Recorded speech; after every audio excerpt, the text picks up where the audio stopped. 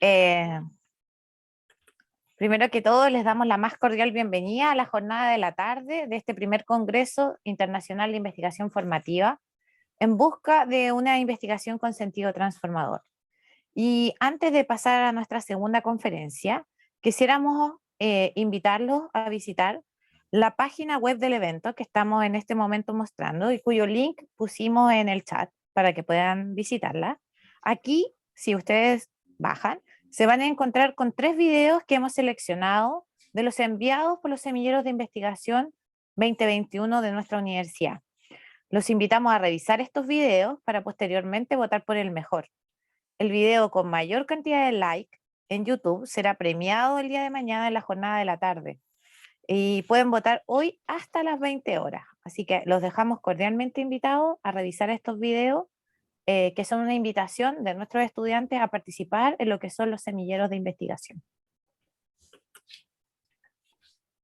Y a continuación, presentamos la conferencia, nuestra segunda conferencia, titulada La investigación formativa, una mirada desde la neurociencia cognitiva y afectiva, presentada por la doctora Chadi Matar Khalil. Chadi es líder zonal de docencia de servicio, docente e investigadora del programa de psicología de la Universidad Nacional Abierta y a Distancia de Colombia, diseñadora de cursos ABA en el área de la psicobiología e investigadora en diversos temas de salud y educación. Participa en redes de investigación internacional con la Universidad Veracruzana, con nuestra universidad y la Universidad de Sevilla. Dejamos con ustedes a la doctora Chadi Matar, a quien le damos la más calurosa bienvenida. Muy buenas tardes para todos. Agradecer a la Universidad de Playa Ancha por esta invitación, a los organizadores del evento y especialmente al profesor José González por invitarme a esta ponencia.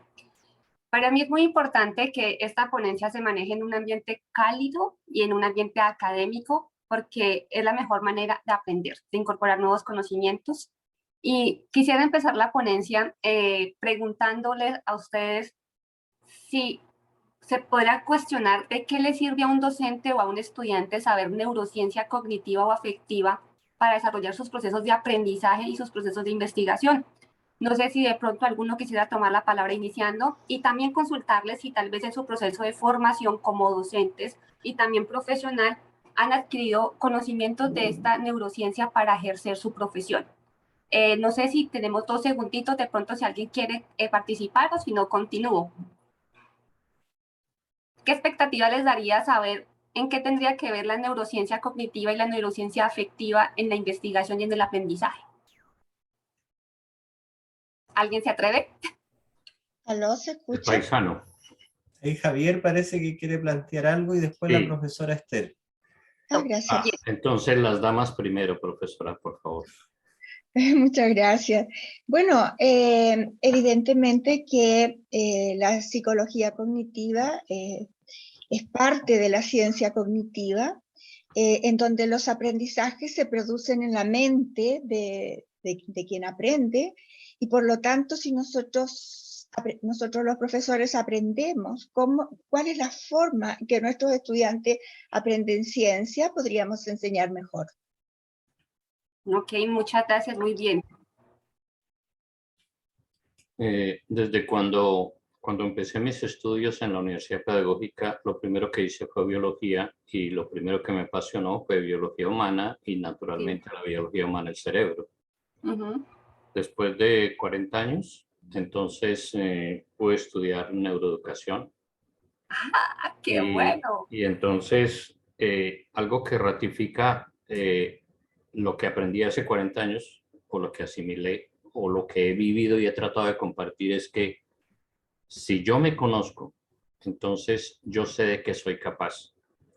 Y al conocer de qué soy capaz, entonces sé lo que voy a necesitar para poder desarrollar mejores habilidades, y eso se da a nivel de cerebro. Francisco Mora dice que no se puede aprender lo que no se ama. O sea, que lo que yo amo realmente es lo que yo voy a aprender. Y esa parte, aunque suene raro, amor por el aprendizaje, eso se da a nivel de cerebro. Debo tener una motivación, debo desarrollar una atención, debo desarrollar un interés, y eso se da absolutamente todo a nivel de cerebro. Entonces, conozco mi cerebro y conozco indudablemente de qué sería capaz de hacer, por lo menos una porción de lo que uno sería capaz de hacer. Muchas gracias. Gracias. Excelente las participaciones y al final, al finalizar esta ponencia vamos a integrar algunos conocimientos previos y los que vamos a adquirir en el desarrollo de esta ponencia. Bueno. Hay un comentario en el chat, dice, de Juliana, dice: nosotras como educadoras diferenciales solo recibimos un ramo durante el primer semestre en relación a la neurociencia. Se nos hizo poco a todos, nos hubiese gustado tener mayor formación con respecto a eso. Ok, bueno, la neurociencia es clave para poder enseñar y para poder aprender y ya lo vamos a ir viendo. Es importante tener en cuenta que nosotros como docentes, la investigación formativa en sí es una estrategia pedagógica que lo que pretende es generar hábitos de estudios en nuestros estudiantes, pero más hacia la investigación, es que tengan hábitos de investigación desde el pregrado y no necesariamente estar esperando hacer una maestría o un doctorado para empezar a incorporar la investigación en su formación. Es un vínculo que se genera entre docentes y estudiantes para generar nuevo conocimiento y también permite a los estudiantes formar un pensamiento reflexivo, crítico y constructivista para que pueda solucionar diferentes necesidades, ya sean sociales o necesidades básicas como ciencia en una institución a nivel local, provincial, regional o nacional. En sí, podríamos decir que la investigación formativa, siendo una estrategia de aprendizaje, es clave para el proceso de enseñanza, aprendizaje y en los vínculos entre los docentes y los estudiantes, y también entre los propios docentes y también entre los propios pares como estudiantes, y también es una manera que tenemos como academia de dialogar la academia con los gobiernos y con empresas. Por medio de la investigación nos podemos comunicar. Ahora bien, actualmente la investigación es una fuente para medir la calidad de la educación superior. No solamente se van a evaluar las universidades por poder producir investigación, sino también están evaluando la calidad de la educación respecto a que sean capaces de consumir la investigación y también cómo los docentes podemos ser capaces de adaptar la investigación en nuestra práctica diaria con los estudiantes. Es por ello que si ustedes, no sé si a nivel de sus universidades trabajan la internacionalización tiene mucho que ver con la práctica investigativa, con pasantías de investigación tanto para docentes como para estudiantes. Y si nos damos cuenta, con la pandemia ha tenido unos puntos a favor y unos puntos en contra. Miren, un punto a favor, y no sé si de pronto a algún docente le ha pasado y estudiantes, pudieron lograr hacer estancias de investigación en otros países a nivel virtual. Poder empezar a formar redes de investigación sin esperar viajar y también tratar de intercambiar la cultura, porque es parte de la internacionalización, es formar competencias interculturales y formar ciudadanos globales, marcado tanto para el docente como para el estudiante. Entonces, si nos damos cuenta, la pandemia ha permitido internacionalizarnos por medio de la investigación, pero también en el caso de algunos países, como nos mencionaron en la ponencia en la mañana, pues han tenido dificultad para conectarse, para tener dispositivos los estudiantes para estudiar y también el internet. Y aunque esta mañana en una ponencia se dijo en cierta manera que está a favor el poder trabajar con computador, digitalizar, en la neurociencia podemos pensar que el hecho que un estudiante no escriba puede afectar en cierta manera su aprendizaje y su memoria a largo plazo. Entonces, es muy importante poder entender hasta qué punto es válido y el cerebro del humano está preparado para adquirir todas estas competencias digitales y no solamente para la forma de trabajar, sino el impacto en que tiene para la vida y para su salud mental. Ahora bien, en ese sentido tenemos que pensar que para hablar de investigación y formación de investigación, no solamente necesitamos formar en nuestros estudiantes competencias cognitivas, lo que tiene que ser atención, percepción, memoria, aprendizaje, la parte del lenguaje, solucionar problemas, pensamiento crítico. No, la vida nos está llevando a ver la globalización en que también se requieren habilidades socioemocionales para poder hacer investigación transformadora. La transformación tiene que ver también con el sí y con mi contexto y va más allá de lo que la educación formal permitía. Es que en cierta manera la investigación que se trabajaba antes o la formación que se trabajaba en las universidades posiblemente desarrollaban solamente ciertas áreas del cerebro, como ya lo vamos a ver más adelante. Entonces, digamos que ahora más por la pandemia, hablamos de la parte digital, pero ahora también tenemos que pensar que esas habilidades socioemocionales nos pueden ayudar a salir adelante, ser resilientes y poder mantener nuestros procesos de investigación a largo plazo. Bueno, ahora vamos a hablar un poquito de neurociencias. En la década de los 90, digamos que fue la época más importante de estudios sobre el cerebro y sobre las potencialidades del cerebro. Digamos que en esta época se empezó a visualizar que muchas personas tienen diferentes formas de aprender, otros también de enseñar. Y también nos empezamos a dar cuenta que la neurociencia empezó a tomar un avance importante por la potencialidad del cerebro en neuromarketing, en neurociencia aplicada al deporte, neurociencia cognitiva y la neurociencia afectiva y también la neurociencia contemplativa. Entonces, digamos que a nivel de la neuroeducación hay un vínculo que ya no se puede negar entre la cognición y la emoción. Significa entre la emoción y el aprendizaje. Y como bien lo mencionó el profesor Javier hace un momento, para que yo pueda aprender necesito amar, pero entonces, ¿cómo hacemos para aprender cierto conocimiento que necesitamos sin necesidad de que yo tenga que sentir ese amor y poder tener conocimiento para poderme mover en este mundo globalizado y poder entrar en un mercado competitivo y en un mercado laboral? ¿Qué hacemos como docentes con nuestros estudiantes para poder incorporar ese conocimiento? Y también los estudiantes, ¿cómo hacen para poderlo aprender conociendo sus propias habilidades innatas del cerebro y también sus propias limitaciones, por llamarlo de alguna manera? Desde la parte de la neurociencia afectiva, digamos que esta se basa en poder entender y comprender mis emociones, regularlas.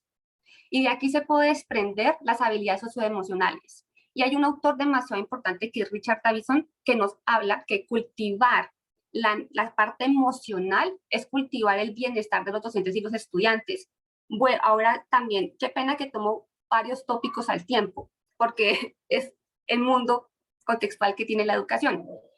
¿Será que nosotros como docentes tenemos una función importante en la salud mental, no solo en nosotros mismos, sino en la salud mental de nuestros estudiantes y en nuestra comunidad académica? ¿Será que nuestros procesos de educación, nuestros procesos de formar y de investigar afectan o no afectan la calidad de vida de una persona y su salud mental? Es una pregunta que suelto que espero que al final de la ponencia la podamos charlar. Y es ver cómo desde docentes podemos empezar a enseñar a nuestros estudiantes las habilidades socioemocionales para hacer un proceso de investigación. Y ya lo vamos a contextualizar un poquito con la pandemia. En la parte cognitiva, pues son todas las habilidades que tiene el cerebro para aprender. Y con ello vamos a ver una teoría también más adelante, porque es la capacidad que yo tengo de conocer información, de procesarla, de adaptarla y también de poderla aplicar, es base de la neurociencia cognitiva. Ahora bien, la neurociencia afectiva, que sería la parte de la socioemocional, nos dice que las emociones juegan un papel muy importante, no solamente para aprender, sino para desenvolverse en la vida profesional. Como dijo el profesor Javier, que dice hace un momento, que el cerebro emocionado aprende más porque activa la creatividad, la curiosidad, la atención y la motivación y el interés por aprender. La motivación también es un proceso clave para el proceso de aprendizaje.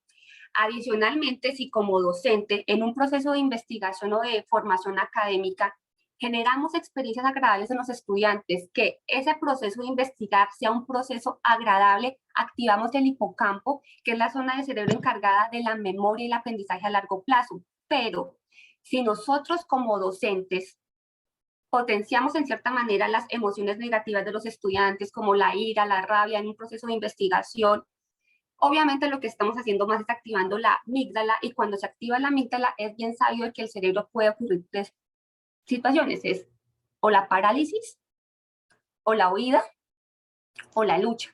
Y todo eso genera un desgaste y una afectación en la salud mental, y no solamente hablando de salud mental, sino hablando del rechazo que se puede generar a cierta materia, a cierta investigación o a cierto proceso que estoy adelantando como docente también y como estudiante.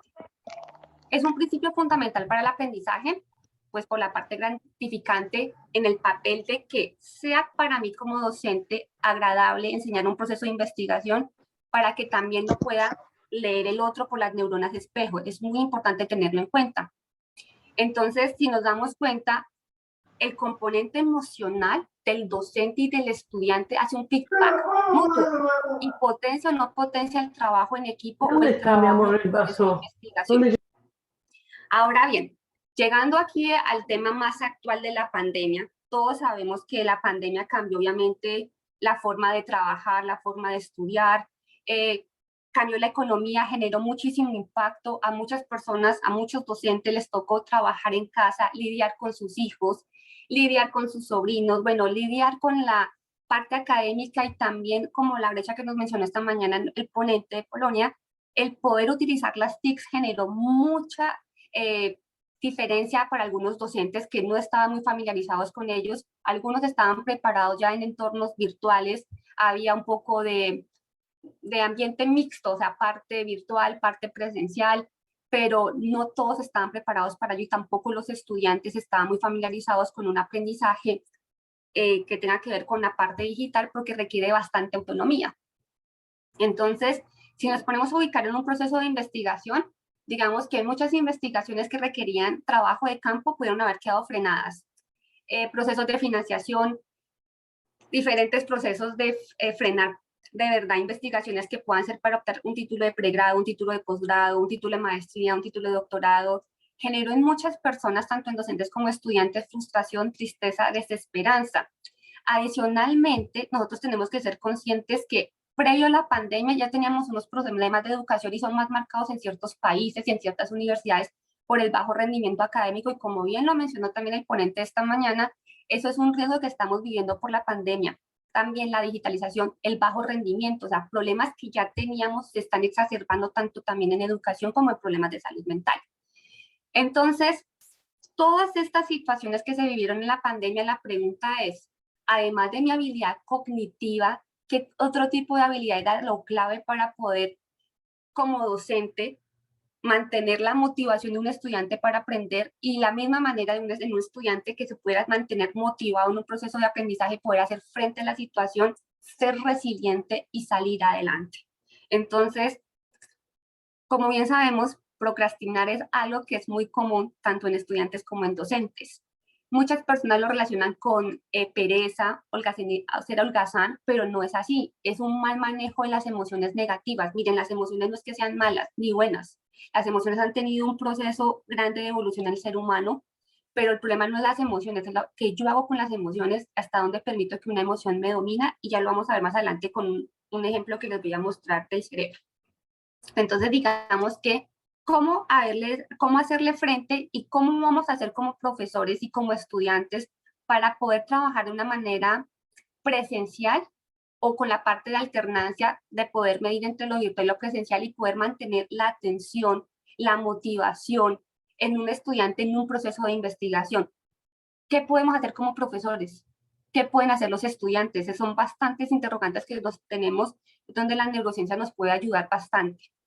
Ahora bien, si nos ponemos a pensar en esas habilidades socioemocionales, los invito a que veamos esta pantalla y ustedes como docentes y como estudiantes hagan una autoevaluación y miren de estas competencias cuáles les han servido a ustedes para hacer frente a procesos de investigación.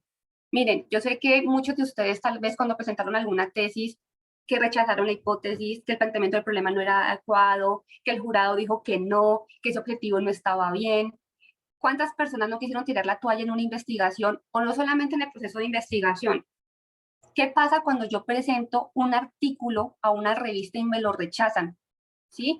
Obviamente, la primera reacción es la biológica y es la reacción de la emoción, rabia, mal genio, así, frustración, no querer botar el trabajo. Entonces, digamos que la emoción es válida que nosotros la sintamos, que la sienta un estudiante y ahí el profesor está formando a su estudiante en ese manejo de poder entender su emoción y regular su emoción, pero tiene que asumir una conducta, es decir, llevar la emoción de la amígdala al lóbulo frontal, a la función ejecutiva y decidir volver a tomar su proceso de investigación y sacarlo adelante. Entonces ahí requerimos de la habilidad socioemocional. La habilidad socioemocional también permite verla desde el punto de vista de inteligencia interpersonal, que es todo lo que tenga que ver con la autonomía, autodesarrollo, autorregulación. y la interpersonal, que es también tener la empatía y las habilidades sociales. Es qué pasa con el otro que no está familiarizado en trabajar virtualmente. Yo como también tengo habilidades para poder ser empático frente a esa necesidad que tiene de aprender y de sacar adelante su proceso de aprendizaje, su proceso de investigación. No solamente visto como profesor y estudiante, sino también entre pares, entre docentes y entre estudiantes. Entonces nos damos cuenta que las habilidades socioemocionales sí son claves. Y la invitación que tengo para esta ponencia es generar la resiliencia en nosotros mismos y en los estudiantes para poder hacer frente a la pandemia y seguir adelante con nuestros procesos de investigación. Ahora bien, yo no sé si ustedes como docentes podrían saber desde antes los modelos de estilo de aprendizaje que son tan importantes. Entonces acá encontramos el modelo del hemisferio cerebral, los cuadrantes cerebrales de Neck-Herman, que podemos ver acá el cortical del izquierdo, límbico, que lo vamos a ver más adelante, porque con este es el modelo que más me parece llamativo e importante para que lo trabajemos el día de hoy, porque no solamente tiene en cuenta la parte cognitiva como estos, sino tiene la parte emocional, que en estos momentos es la que tenemos que llamar a dar cuenta para poder formar de una manera integral a nuestros estudiantes. Entonces, me quedaría con el de Neck-Herman, y es importante tener en cuenta que este hombre, este autor, basó su teoría del cerebro, de los cuadrantes del cerebro triuno, por parte de Paul McLang, en el sentido de que habla del cerebro reptiliano, el cerebro límbico y el neocórtex. El reptiliano tiene que ver con toda lo que es la parte del instinto, la parte que es supervivencia. O sea, un ejemplo, un cocodrilo no tiene que sentir hambre y decir, pensar, es que tengo hambre, es que siento hambre. No, es su conducta, instinto, el salir a tomar una presa y comerla. Ahora vemos la parte límbica, que es una parte emoción, es lo que yo siento, ¿sí? Pero lo que nosotros como docentes, y desafortunadamente la parte de neuroeducación ha trabajado bastante, es a nivel de chiquitos, o sea, a nivel de colegio, y se ha olvidado y hay muy poca investigación sobre la neuroeducación en las universidades. Es porque el cerebro del estudiante se va desarrollando, o sea, el cerebro siempre se estará desarrollando. La pregunta es, ¿cómo hago como docente para, por medio de las habilidades socioemocionales en los procesos de aprendizaje y en los procesos investigativos, llevar las emociones que les conté hace un momento que puede generar un proceso de investigación a esta parte, que es la parte del lóbulo frontal, a nuestra parte cognitiva, para reestructurar un pensamiento, reestructurar una idea de investigación y seguir adelante? O sea, nosotros como docentes, ¿qué estrategias tenemos?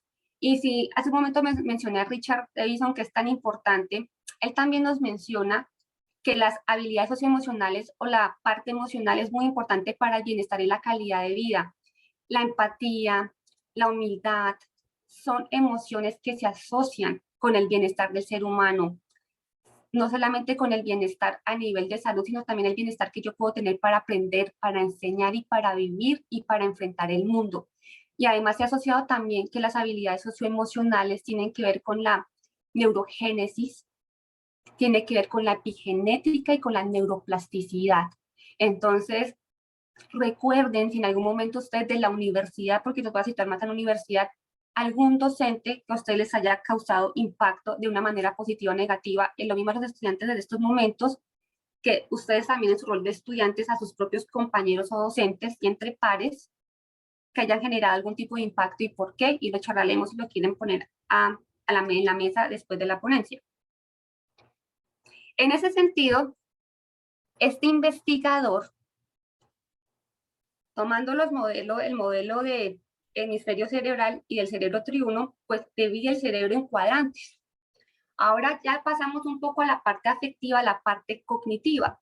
Y este autor nos dice que cada persona tiene ciertas habilidades innatas y ciertas habilidades para poder aprender y reorganizar la información y aplicarla.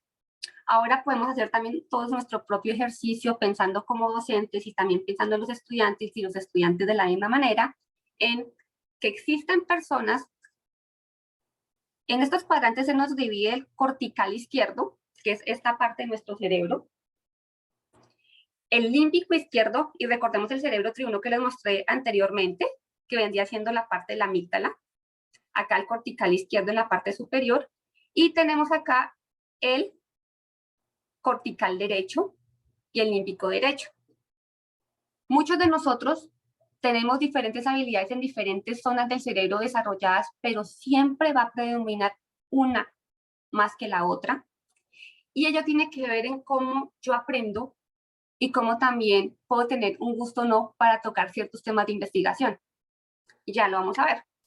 Entonces, digamos que por el cuadrante de Herman, se dice que una persona que tiene más desarrollada la parte cortical izquierda es una persona que se caracteriza por ser fría, una persona que es lógica, una persona que es más como basada en hechos, toma decisiones, y digamos que las personas que tienen esta parte del cerebro, más habilidades, más redes neuronales, por llamarlo de alguna manera, son personas que muchas veces pueden estudiar más cosas asociadas a la matemática, a la economía también, pero tiene acá la parte que es el límbico izquierdo.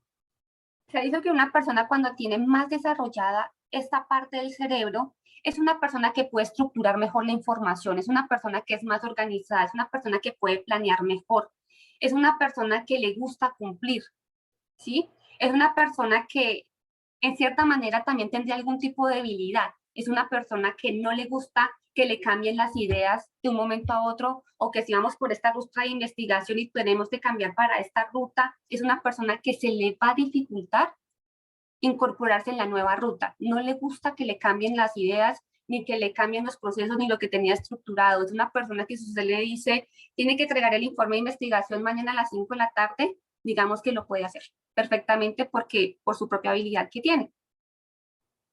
Ahora, si nos ponemos a ver el cortical derecho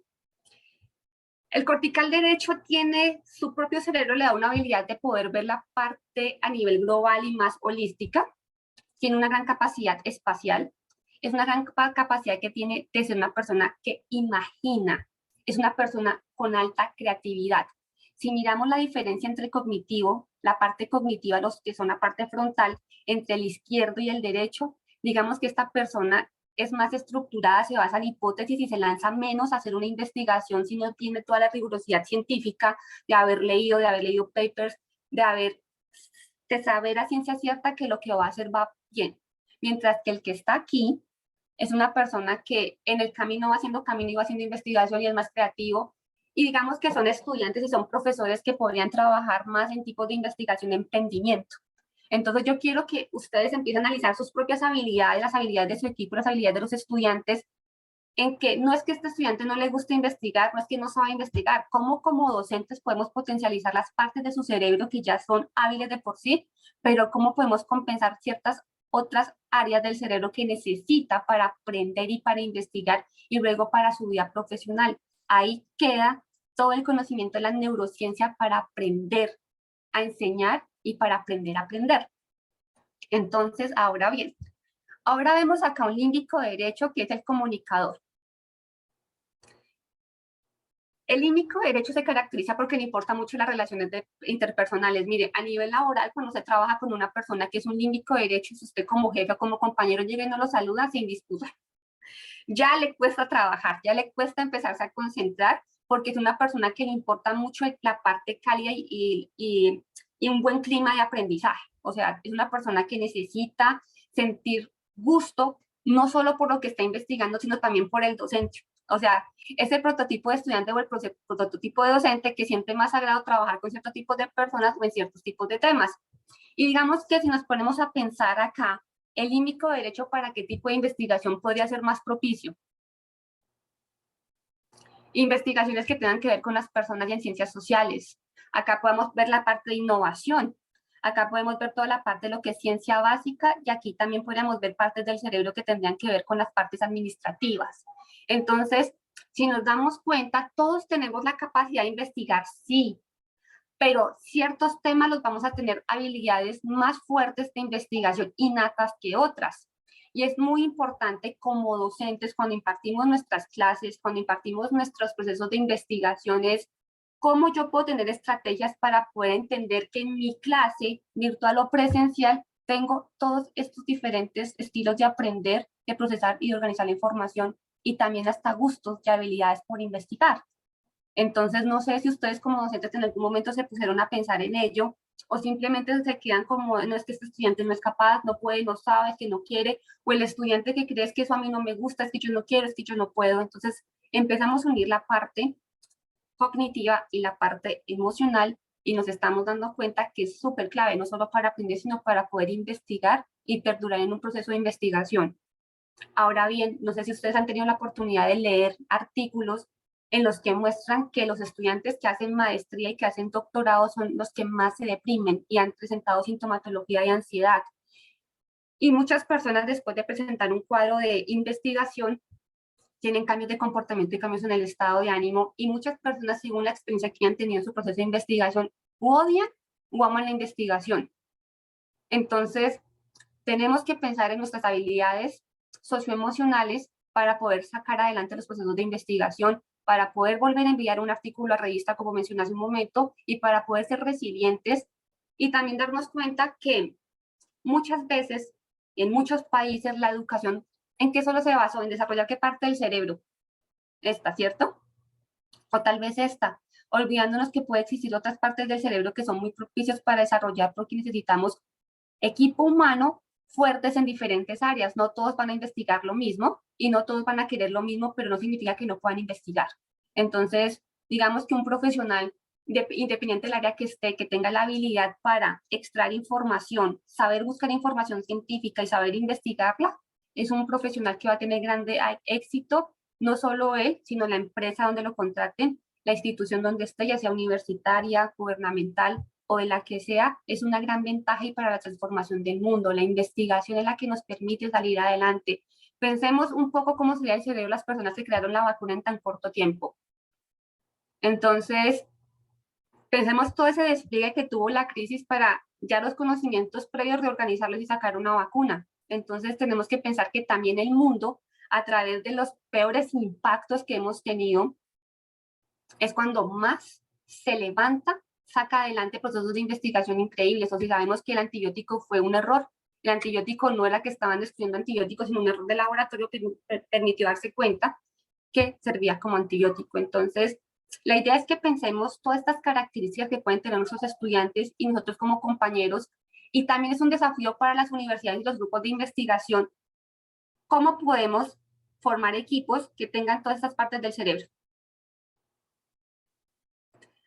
Digamos que muchas veces la persona que tiene el cortical izquierdo más desarrollado y más avanzado es una persona que le va a costar bastante ir a hablar de un proyecto y ir a venderlo. Nos tocaría ir pensando en otro tipo de investigador que pueda ir a trabajar, por ejemplo, en una comunidad o ir a ofrecer el proyecto. Y de la misma manera, digamos que, ejemplo, el que tiene el límbico izquierdo es una persona que puede planear muy bien las agendas, los cronogramas y puede potencializar todo este equipo. Y ejemplo también este, que es creativo, que puede ser innovador y no es tan tradicional, es tan convergente en la manera de pensar. Miremos que la divergencia de esta persona puede llevar a una nueva solución de preguntas de investigación o plantear preguntas de investigación innovadoras que son tan necesarias y tan importantes en la actualidad. Ahora, pensando también en los estudiantes, en los docentes, el cortical izquierdo se basa en los contenidos y en los hechos. O sea, si usted va a pensar en una clase para ellos y en un proceso de investigación, esta persona tiene que generar hipótesis y contenidos muy sólidos e investigación muy sólida para que pueda argumentar y tomar decisiones. Además, es un estudiante que ustedes podrían recordar cuando dictaban las clases presenciales, que es el que más toma apuntes. Y además es un estudiante que puede dar más en investigación o en cualquier otro tipo de materia a medida que el profesor pueda darle un muy buen contenido académico. Ahora bien, el límbico izquierdo tiene la capacidad de la forma de organización. Digamos que un docente se caracteriza porque es estructurado, tiene que dar el plan A, el plan B para un estudiante, o sea, punto 1, punto 2, pero no tiene la habilidad de saltarse entre un tema y el otro tema. Y de la misma manera le pasa al estudiante, si usted le está hablando de un tema y salta otro tema, punto A y era el punto B, ese estudiante se desorganiza y no podría, en cierta manera, poder estructurar su conocimiento y sacar un producto de investigación. Entonces, digamos que se caracteriza por ser metódico, organizado y el docente muy estructurado. Ahora, el cortical derecho digamos que es un docente que no le gusta repetir. Entonces da una instrucción de investigación, ya la expliqué, ya la dije, esto es lo que tenemos que hacer. Y en cierta manera, los estudiantes tienen una gran habilidad de ser originales. Ustedes ponen a un estudiante que tenga esta cuadrante del cerebro más desarrollado, es un estudiante que cuando expone procesos de investigación llegan con ideas muy innovadoras, que tal vez si tiene un docente con mayor potencialidad del lóbulo izquierdo, el cortical izquierdo, no lo va a ver como algo posible. Entonces, qué importante que como docentes sepamos estas características y habilidades del cerebro y poderlas integrar y ver que sí hay posibilidad de investigar en diferentes campos. El límbico derecho tiene la habilidad de comunicación, de relación, digamos que es aquel docente que si ve que sus estudiantes se están cansando, se están durmiendo, sale con una lúdica o con tipos de actividades que sean de compartir y de trabajo en equipo. Les gusta bastante el trabajo en equipo y además son profesores que tienen muchas como habilidades en el humor para que aprendan los estudiantes y obviamente cuando hay humor siempre se va a recordar la información. Y como les mencioné hace un momento, un estudiante podría entrar a clase con nosotros o investigar, dependiendo si tiene gusto por el docente o por la materia en especial o por el proyecto de investigación que se esté trabajando. Entonces, pongo acá a la mesa todos los conocimientos de una manera sencilla, abierta para el público, para estudiantes y para docentes, para comprender que requerimos de la neurociencia cognitiva y afectiva, y más en estos momentos, todos los conocimientos del cerebro, para poder empezar a propiciar espacios de investigación por la propia pandemia, por las circunstancias que estamos. También quiero resaltar que estos conocimientos ya vienen de antes, pero muy pocas universidades, muy pocos docentes y estudiantes lo han ido incorporando, y esto es el llamado para la investigación formativa de traerlos, recordarlos y poderlos aplicar.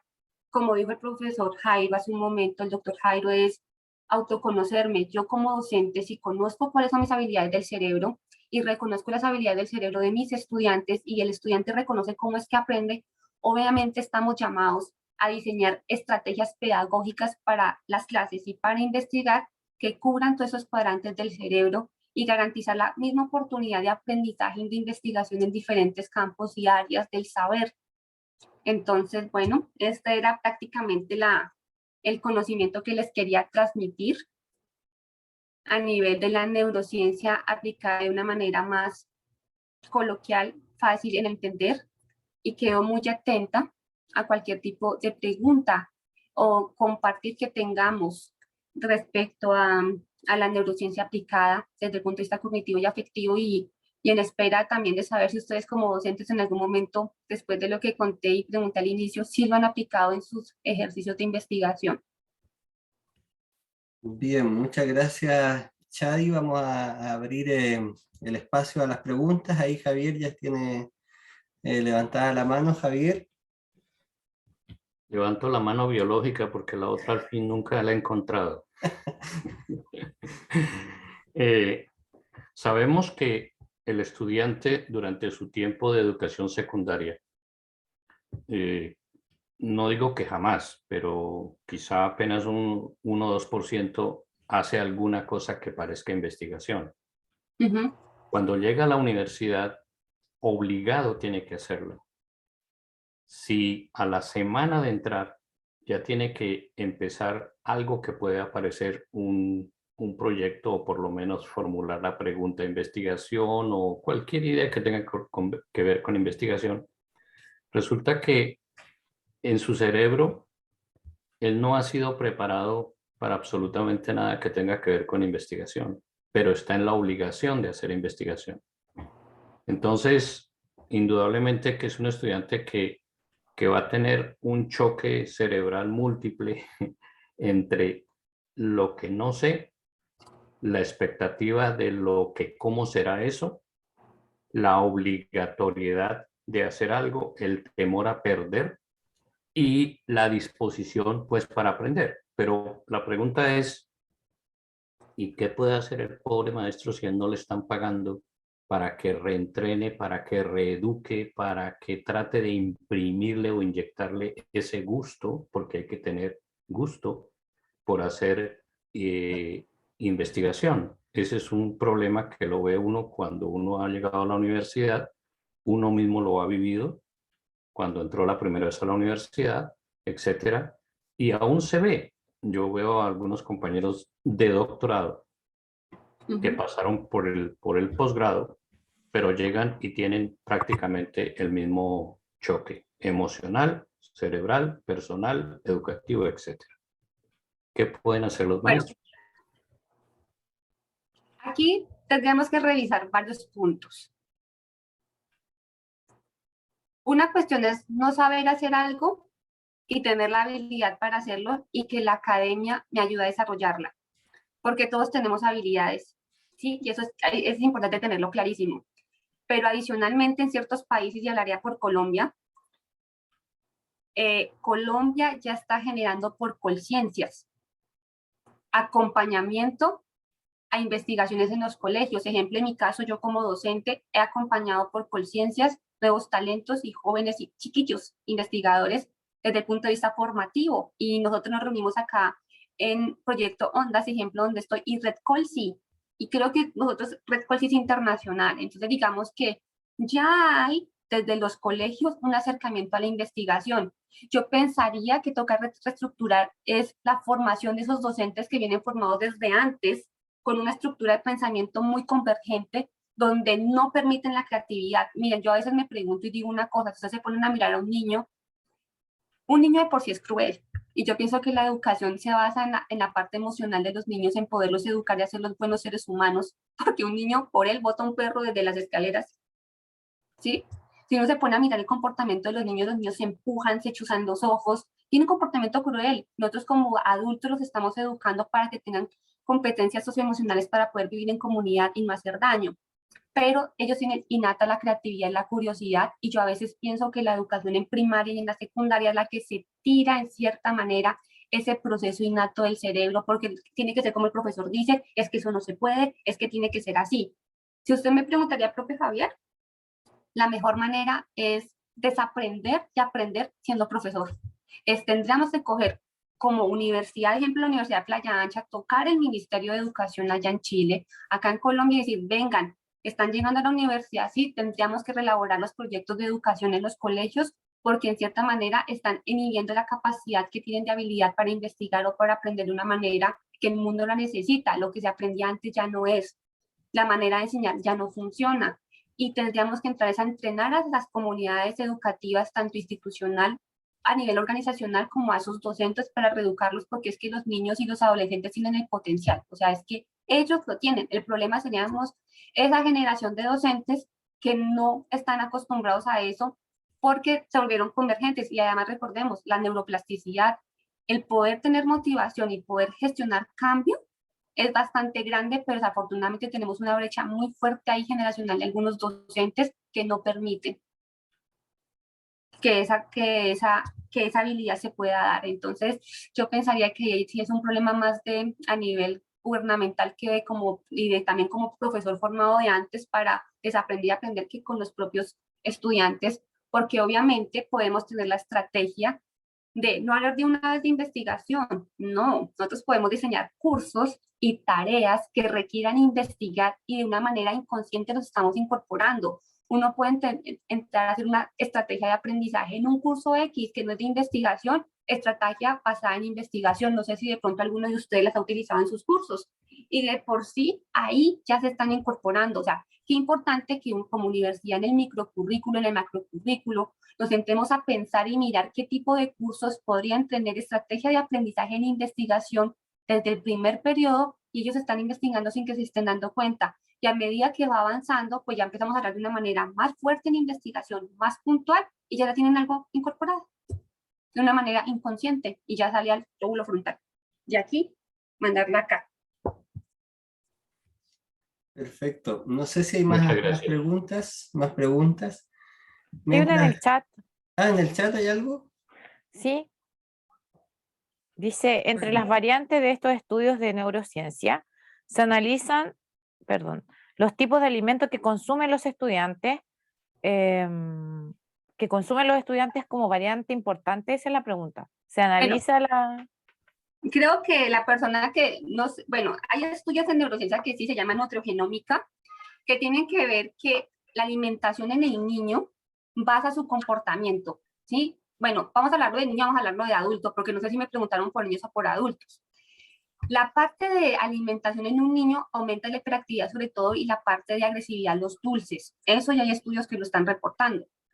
Ahora bien, cuando las personas estudian y van a presentar, por ejemplo, un examen o tienen una exposición, por ejemplo, no sé si les pasó a ustedes porque sé que venían del almuerzo, según cierto almuerzo que ustedes hayan consumido, usted llega con la locha y les cuesta como poner atención. Dios mío, si comimos carne roja, obviamente va a empezar la digestión, el cerebro manda la orden que la mayor flujo sanguíneo tiene que irse para el estómago y ya no está en el cerebro. Entonces sí tiene que ver en el aprendizaje y en la función. Y ejemplo, lo que les dije al inicio de la charla, ojalá no se me caiga el internet porque para mí es muy importante mirar la cara, ver lo que hacen. El cerebro es social, ¿sí? Ya muchas veces llega un profesor así, con el bostezo y el estudiante, pero solamente ver a mi profesor, ver a mis compañeros me activaron y me enamoraron y me llevaron a trabajar de nuevo con el agrado y con el gusto. Y ese efecto biológico en la comida pasó a un segundo plano. Entonces, por eso les digo que lo socioemocional y lo cognitivo juegan y juegan bastante. Yo no sé si a ustedes les ha pasado que tienen una reunión y se levantan y con una mamera, ya sea virtual o presencial, y un momento ya entrando ahí en la reunión y conversando y generando un buen ambiente, pasó y se pasó la jornada de trabajo. Mira, me pasa trabajando con el profesor José. Nosotros nos sentamos a investigar, a veces yo me levanto así porque tengo problemas de ferritopenia. Y a veces a mí se me olvida que tengo ferritopenia y produzco conocimiento y trabajamos, y es porque mi cerebro es social y cuando me encuentro con ciertos compañeros de trabajo, activan redes neuronales en mi bienestar y empiezo a trabajar, o ustedes llegan con un dolor de dientecito, un dolor de cabeza, a trabajar, se meten en el trabajo y olvidan, y cuando se vuelven a quedar solos recuerdan los dolores. ¿No les ha pasado? Chadi, El doctor Rodrigo levantó la mano, no sé, en algún Rodrigo, momento hizo perdón. así. No, yo me sentía identificado con lo que estaba diciendo usted respecto del cansancio después del almuerzo. Cuando preguntó que se sentía así, yo quise ser parte de que yo me sentía. Chadi, Miren, y además otra cuestión muy importante es que el cerebro se alimenta de glucosa, ¿sí? Y digamos que los dulces son necesarios, claro, la glucosa es necesaria, sí, pero también sobre todo la proteína. Y nosotros sabemos que hay muchas familias y hay muchos estudiantes que cuando entran a estudiar, pues la proteína es lo que menos hay. Y obviamente, pues sí va a haber una dificultad para aprender y sí, la parte económica, las variables socioeconómicas también forman, de cierta manera, factores como de riesgo para un buen aprendizaje y un buen funcionamiento, ¿no? Aunque podemos ver personas que bajo situaciones muy difíciles sacan sus mejores habilidades por salir de esa misma situación y estudian y salen adelante. Entonces, digamos que acá no podemos generalizar porque son casos, pero como profesores y como estudiantes, aunque no sé si hay estudiantes, me hubiera gustado mucho escuchar a un estudiante, pero como profesores tenemos que ser conocedores de esas diferencias, no solo del contexto socioeconómico, sino esas diferencias de esto que tenemos en nuestra cabecita para poder aprender y para poder investigar y para poder hacer tareas. Y vuelvo y digo, somos llamados a formar estudiantes integralmente. Mire, es que, como lo dije en alguna charla que tuve con ustedes, es más fácil ser doctor que persona, ¿sí? Y a veces, muchas veces, hablar con un doctorado, con una persona con un alto cargo, es un problema. Y es que eso no debería ser así. Las personas más formadas deberían ser las personas más amenas y más cercanas para hablar y para atender a los estudiantes y atender a sus pares. Y es algo que como así que más nivel de estudio, no, eso es cuestión de ego. Y hay que entender también esa parte del ego, cómo el ego puede frenar un proceso de investigación de mi colega, de un estudiante, de un grupo de investigación que no es a mi fin. O sea, digamos que también esas lecturas las ven los estudiantes en nosotros. Y por eso les da mamera investigar. Yo les voy a contar una experiencia a nivel mía. Cuando yo estaba haciendo mi pregrado por primera vez, no sé si ustedes escucharon a Manuel Elkin Patarroyo. Manuel Elkin Patarroyo es súper famoso en Colombia. Yo tuve la oportunidad de trabajar con él siendo estudiante para mirar el VPH, virus papiloma humano. Y tengo el recuerdo que mi directora de tesis se peleó con un profesor de investigación que era enfermero porque había rivalidad y cada uno me cogió por un lado a prometerme cosas con tal de tener las muestras de las estudiantes porque lo miramos en ese momento lo que yo quería como estudiante de pregrado en biología era que la prueba de citología miraran la PCR para poder ver quién tenía el virus que producía cáncer. Hoy por hoy ya lo hacen, pero estoy hablando de hace más de 10 años que no lo hacían y podíamos mitigar muchos casos de cáncer. Efectivamente fue tanto el conflicto que yo como estudiante necesitaba graduarme que yo llegué y me paré y dije, ni ustedes ni yo, ninguno publica. 350 muestras biológicas quedaron botadas porque no dieron la plata para los reactivos. Y a mí, ¿qué me pasó como estudiante? Durante 2 años no quise volver a investigar. Me faltó las habilidades socioemocionales, no enfrenté bien la situación. Después de un tiempo me volví a incorporar a la academia y volví a investigar, pero yo tuve mis altibajos y dejé de producir porque no tuve un buen ejemplo de docentes a nivel de el colegaje, el respeto por las ideas, el que quién publica de primero, quién publica de segundas, quién publica de tercera. Todas estas cosas somos llamados como investigadores a que las revisemos y que seamos lo más ético y más correcto en nuestro proceso de investigación, porque eso es lo que formamos en los chicos. Es que esa es la ética. ¿Quién propuso la investigación? ¿Cómo va la investigación? Entonces, hay cosas que no se hablan dentro de la ponencia que sí quería que fuera al final, porque son temas de esos, ¿qué es lo que pasa? Y que no se ponen a la mesa con tanta tranquilidad, pero que sí debemos pensar que todos estos comportamientos y el lenguaje no verbal y esas guerras entre grupos de investigación y docentes las leen muy bien los estudiantes. Y ahí es donde quemamos los espíritus investigativos. Sí, quería hacer un comentario, Chadi, que después de tu presentación, bueno, quedo con este sabor de que la labor docente cada día está más compleja, cada día está más compleja. Y más ahora cuando tú traes aquí a discusión el tema de los modelos de los cuadrantes. Aparecen ahora los cuadrantes y aparecen ahí características, estilos distintos. Pero lo tomo eso y empiezo a entender cierto éxito que han tenido en nuestra universidad el tema de los semilleros de investigación, ¿ya?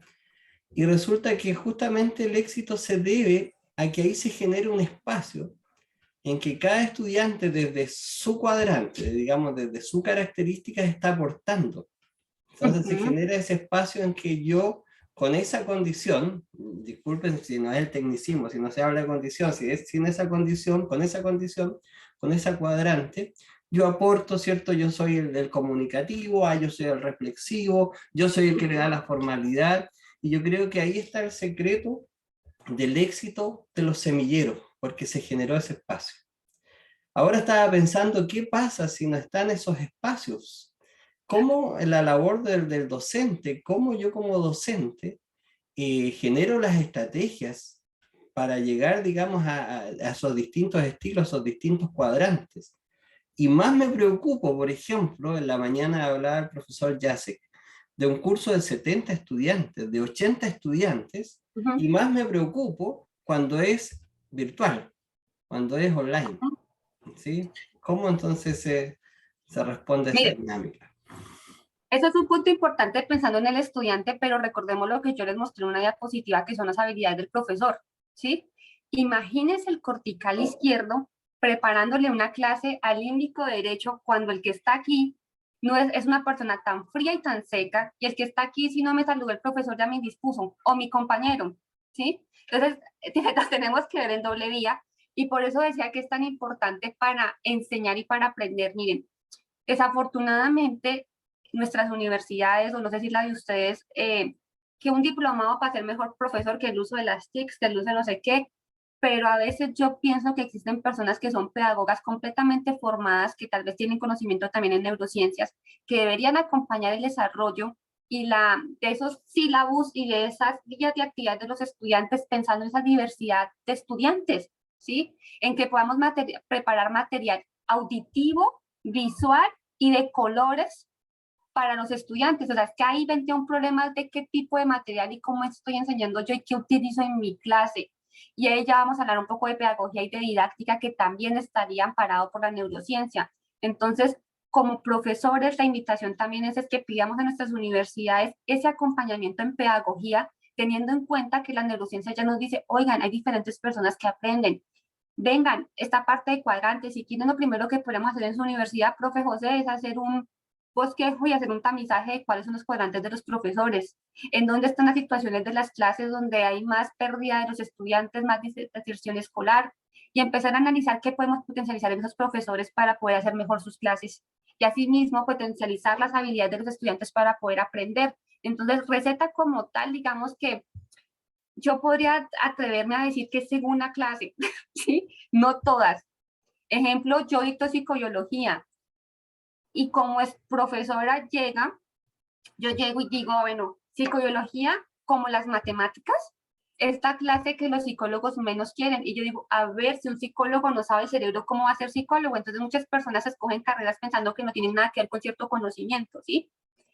A mí como docente lo que me ha tocado es ponerles conocimiento, de tocarles situaciones personales. Cuando les toco situaciones personales o cercanas, ay, sí, eso le pasa a mi tía. Ay, sí, esto me pasa a mí. Y empiezo a hablar del estrés, de la depresión, desde los neurotransmisores. Y ahí es donde yo logro atrapar a los estudiantes, ¿sí? A algunos les pongo videos, a otros les pongo artículos. A no todos les gusta leer, imagínense. O sea, también el hábito de lectura y de comprensión de lectura vienen con problemas desde lo básico, de poder leer y extraer ideas. O sea, tenemos problemas de nuestra formación desde lo básico y en la universidad se nota mucho más. Entonces, digamos que esas estrategias, profe José, tendrían que estar marcadas según el tipo de curso, según el tipo de contenido que necesitamos aprender. Y además, voy a decir algo que suena como un poco cruel, pero tenemos muchos profesionales con una vida, con altos títulos y una vida personal y familiar y social destrozada, ¿sí? Porque durante mucho tiempo la formación se dio solamente para lo que les decía del Corbett, del cerebro de aquí, y se les olvidó el resto y somos seres holísticos e integrales, ¿sí? Entonces, ya hay muchas maneras que ya no queremos, o sea, no nos queremos involucrar, no sé cómo decirlo, no hay que involucrarnos con los estudiantes en las vidas privadas y ellos con nosotros tampoco, pero es poder entender que el otro siente y que el otro piensa y que eso tiene influencia en cómo aprende y cómo se desenvuelve, ¿sí? Y tratar de formar a las personas de una manera más integral. Y también yo lo pongo acá en la mesa, es, miren, cuando hagan ejercicios con sus estudiantes, pongan cuestiones que requieran investigación de manera inconsciente y donde pongan a juego la ética. Formemos con ética. Y la investigación con ética es fundamental. Y miren, si pensamos en el virus actual, y no sé si ustedes escucharon antes el anthrax fue una guerra biológica que hicieron, ¿sí? Y en Estados Unidos ciertos investigadores y biólogos cogieron venenos de arañas y los colocaron en cultivos. ¿Dónde está la formación ética, el conocimiento ético, la parte de clonación? Y esta mañana alguien mencionó, sino que me tuve que retirar respecto a algo de que la parte de digitalización nos llevó a, ay, profe, no me acuerdo, una profesora intervino y dijo que la digitación nos llevó a los estudiantes, la digitalización a toda la parte de avance. Pero ¿saben yo qué pienso? Y lo digo de una manera muy humilde, yo pienso que todo el mundo pensó en conquistar la luna, conquistar mucho conocimiento, pero la parte de ética y la parte de ser personas para manejar conocimiento científico de alto calibre no estamos preparados para manejar. Miren la influencia que tuvo en Aritica el hecho del virus, que es un virus que fue creado por laboratorio. Si fuera creado por laboratorio, imagínense la responsabilidad de los científicos y mire esas cuestiones cómo influenciaron para la percepción de riesgo y que muchas personas se cuidaran o para que las personas ahora se vacunen. Entonces tenemos que ser conscientes que la investigación científica no es la que solamente requiere la ética. Nosotros tenemos que formar en ética a los estudiantes desde que hacen la más mínima tarea.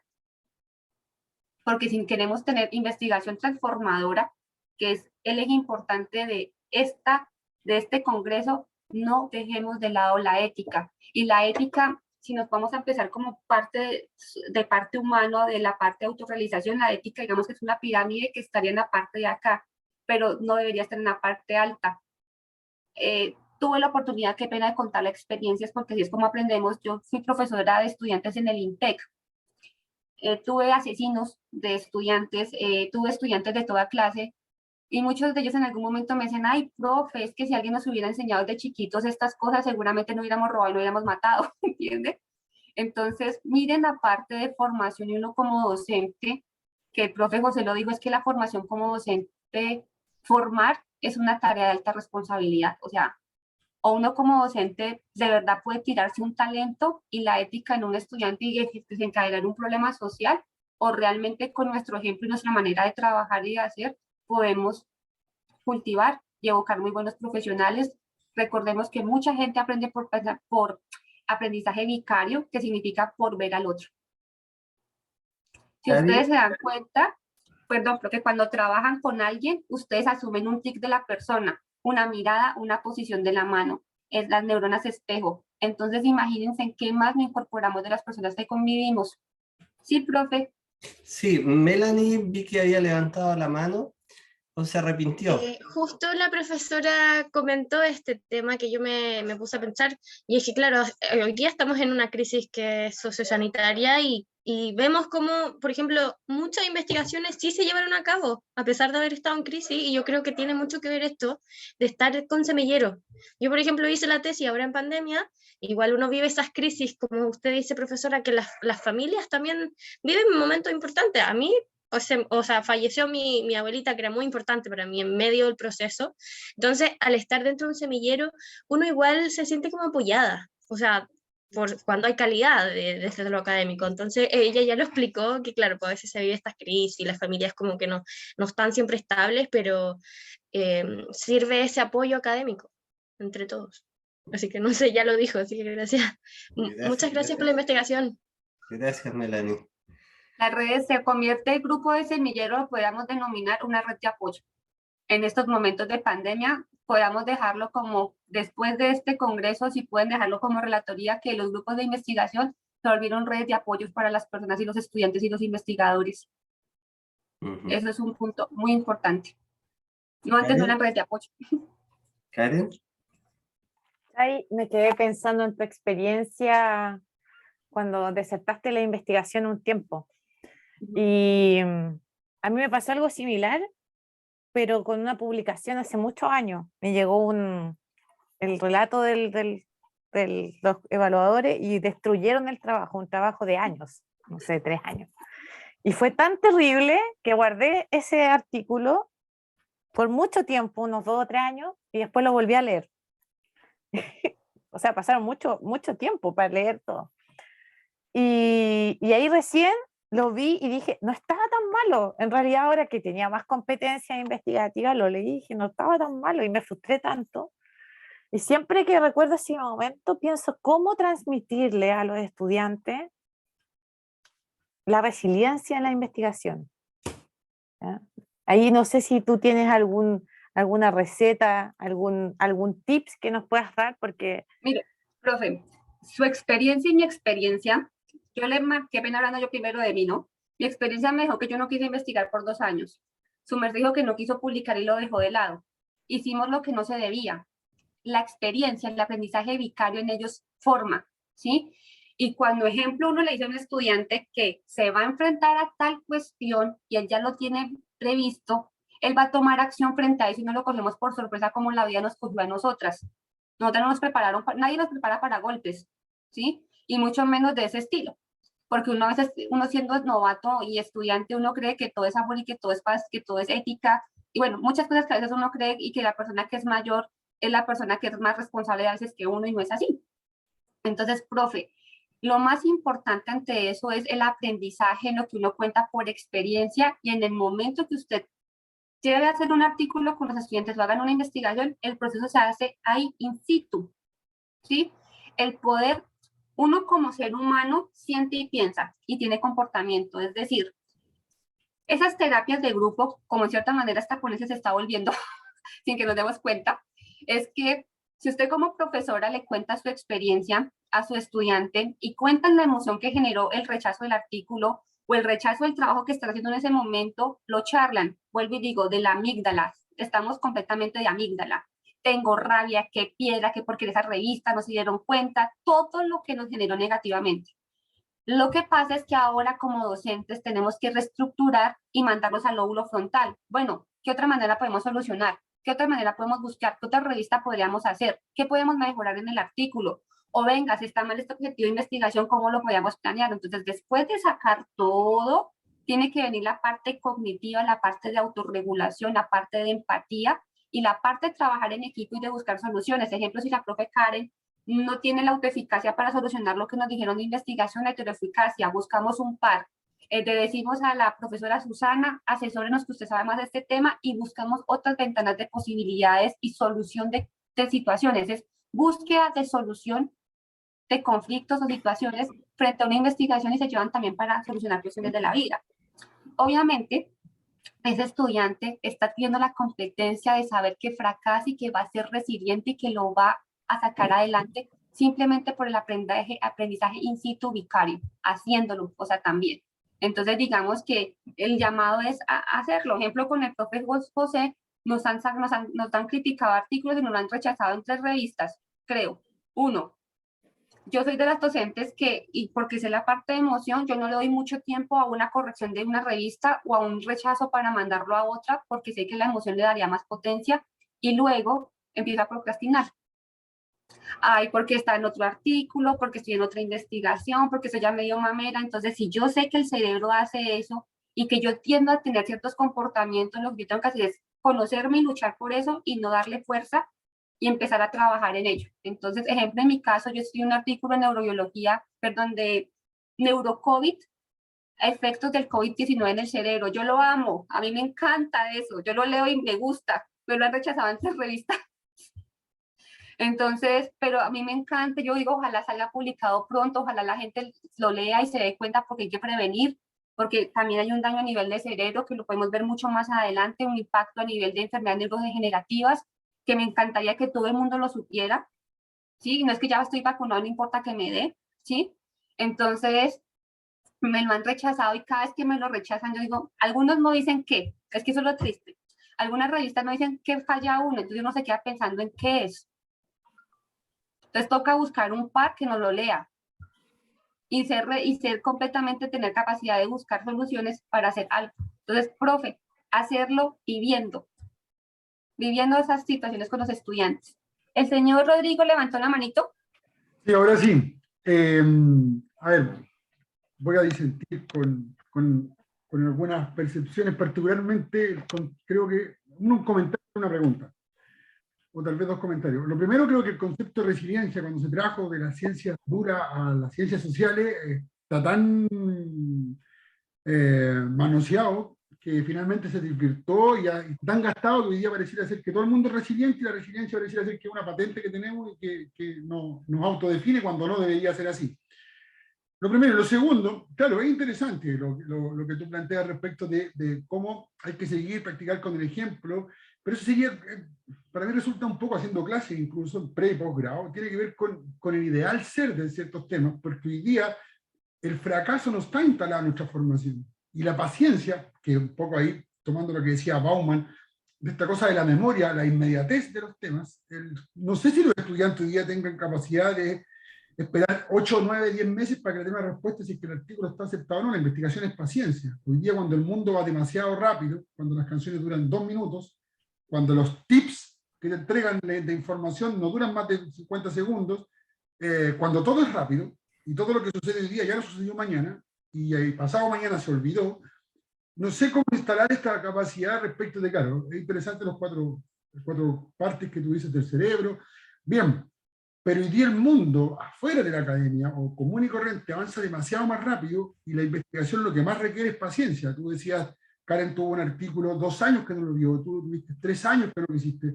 Claro, ya pasaron, pero hoy día las cosas duran 30 segundos. Véase usted los discursos, ¿no? Hablemos a los jóvenes cortitos. Eso significa 40 segundos con 3 ideas, sin el racionamiento de lo que está detrás de la idea. Entonces la investigación es todo lo contrario. Bueno, lo que pasa es que el profesor Merce pone acá en tema cosas que son muy importantes porque yo solo resumo en una emoción que se llama frustración, ¿sí? Ahí hay algo que se llama una emoción, que es frustración. Detrás de la frustración también existe mucha rabia y a veces incapacidad que uno se siente de no poder hacer nada, ¿sí? Se siente uno como, ¿y ahora yo qué hago? Porque esto no depende de mí, y es la revista, ¿sí? Y también mencionó por otro lado, de la parte de los estudiantes actuales, y también puede ser de nosotros, y se lo digo también por mí, porque yo me desesperaba de pensar que una revista se fuera a demorar tanto. Y ya fue como con el primer ejercicio de un artículo, el segundo empecé a desarrollar la paciencia. Creo que lo que marca el cerebro es la experiencia. El cerebro, o sea, el cerebro se modifica, y lo dice la neurociencia, por la experiencia, ¿sí? Bastante. Entonces, actualmente todos queremos, y también por la misma parte de la digitalización y por las redes sociales y por todo, es el placer de una, ¿me entienden? La gratificación va de una. Entonces, nosotros tenemos que liberar a toda hora, estar buscando dopamina, ¿sí? Es una cuestión también que no se está autorregulando muy bien en el cerebro. Mire, profe, lo que usted dice es completamente cierto y muy válido, y yo voy a dar una respuesta tal vez que no sea la que usted espere de mí como ponente, pero si tenemos esos problemas de paciencia, y se tiene que adquirir a través del tiempo y según tiene en cuenta el cuadrante, hagan un ejercicio de investigación y traten de buscar inicialmente revistas que contestan en 20 días, 15 días, porque sí existen de un mes. ¿Sí? Y también entender y empezar a planear, que eso lo haría el de aquí, el índico izquierdo, de que hay investigaciones que se tienen que estar pasando para tal época para que pueda salir publicado en tal fecha. Entonces tenemos que tener la capacidad de planear, ¿sí? Y entonces ahí nos empezamos a dar cuenta que no solamente por el otro lado, sino porque el mismo mundo nos demanda competencias internas de tener la capacidad de planear y de también solventar esas situaciones de afuera. Y desafortunadamente también en el mundo de la investigación también hay personas que recomiendan y sacan publicaciones más rápido unas que otras, ¿no? O que nos tenemos que hacer con un investigador más reconocido para que apalanque una publicación que estemos haciendo. Ahí vuelvo y hago la cuestión ética que a veces se nos sale de las manos, pero la realidad social y la realidad de la investigación. Es una realidad que está ahí y que afecta mucho los procesos de investigación. Pero por eso nos toca autorregularnos, manejar la motivación y a pesar de esa adversidad, seguir investigando y haciendo lo que nos haga sentir motivados y a gusto. Perfecto. A ver, hay una pregunta acá en el chat, creo, ¿no? Ah, de Melanie, dice, ¿cómo podemos acceder a esa investigación de NeuroCovid? Ay, pues yo la escribí, pero entonces ya la pasé a revista. Pero les puedo contar algo por encimita. Miren, lo que pasa es que por las investigaciones que hicieron en el SARS y en el MERS, mostraron efectivamente que esos problemas de autoinmunidad empezaron a generar problemas en el cerebro. También la inflamación puede llegar al cerebro y empieza a ocasionar problemas de citoquinas aquí, lo cual hace la inflamación y que se empiezan a desarrollar más vulnerabilidad a nivel neurodegenerativo.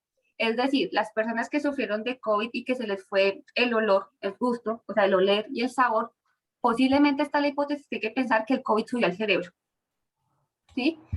Aún no hay literatura, soporte muy fuerte respecto a saber realmente si el COVID, porque lo hicieron en un estudio, lo hicieron que el COVID puede matar células vecinas por la toxicidad que libera el virus.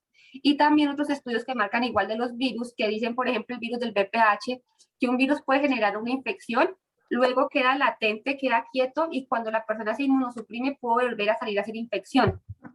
¿Sí? Entonces, sí está marcado que la infección en el cerebro puede estar y tiene que estar asociada con los neurotransmisores y también con lo que ya mencioné, las citoquinas, y puede asociarse con enfermedades como el Guillain-Barré, que creo que ustedes lo han escuchado, que lo han reportado para personas que se vacunan, pero también como personas que no se vacunan. Estas encefalopatías también relacionadas, esta psicosis, esta esquizofrenia, depresión, ansiedad y estrés asociados completamente a las infecciones del virus porque llegan al cerebro y empiezan a tener también su efecto y por tanto un efecto a nivel de comportamiento. Entonces la invitación que les hago es que por más que estén vacunados y cuando vuelvan a las universidades utilicen el tapabocas y lavado de manos. O sea, la vacuna hace es que no nos compliquemos y no haya muerte por COVID, pero no necesariamente que no exista la infección en nuestro cerebro y que pueda haber un efecto a largo plazo. Hay autores que dicen que posiblemente hasta podría desencadenar demencia o Alzheimer en unos años, no lo sabemos. Pero por las experiencias en otros virus es mejor ser precavidos. Perfecto, con la pregunta de Javier vamos a dar por cierre a esta sesión. Javier.